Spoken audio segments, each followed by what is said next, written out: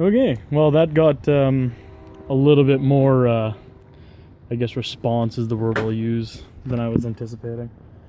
Yeah, the hood prop there. Oogie! So, basic design setup.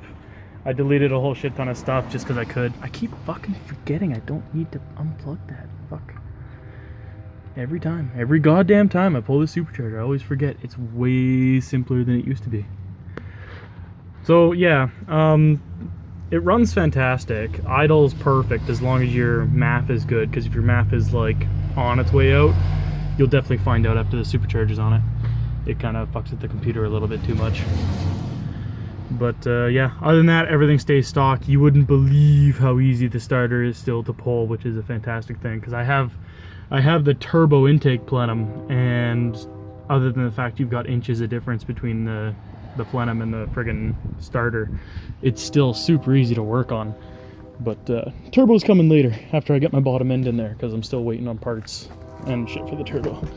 So, get in here, you pop the trunk, come over here. Conveniently, all of it fits in the trunk. So yeah, basics. You need, oh shit, jack stands are uneven. Oh well. Everything else is good. You need to change up your fuel rail. It just works better that way. Instead of bending the lines, you don't risk crimping. My buddy gave me his Nismo FPR, which made a huge fucking difference.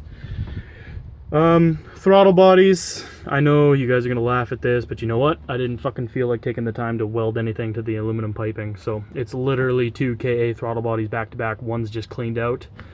You need to take your cruise control meter and turn it around so that it actually actuates with the throttle. So when it actually comes up, and that actually moves your bypass port. So the way I set this system up, which as I just discovered from talking to a guy who messaged me about my setup, his bypass port for some stupid reason is also his idle air control, which makes zero fucking sense to me, because the way I set mine up, the idle air control is all nicely tucked down here, comes around, bypasses in beforehand, so you are actually getting air in before the rotor. So what it does, the bypass port sits here and recycles, oh, I guess I need to aim the camera. It sits here and recycles everything from the charge plate back before the rotor pack, so it can sit there and be recharged. So you're still pulling in air from there, but you're not pulling the same amount of charge you would as if your throttle body's open. This is the important thing that everyone keeps fucking up on my design, because I've told a couple of buddies to do this. They've tried it and they failed horribly. The throttle body doesn't let the air in. Your idle air control valve is supposed to do that for you. So just keep that in mind. As for piping, yes, I know it's janky. It's literally just to get it running. I had fucking 4 days to put this together before Fast and Furious in Calgary, and I really wanted to go and hang out with my buddy Travis.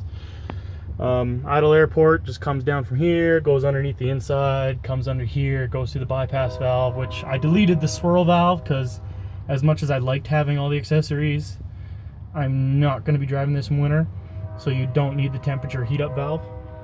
Literally just comes down here, goes past this. I just used a bracket from God knows what and a spring from God knows what. Actually, I think that's from a Honda idle tensioner.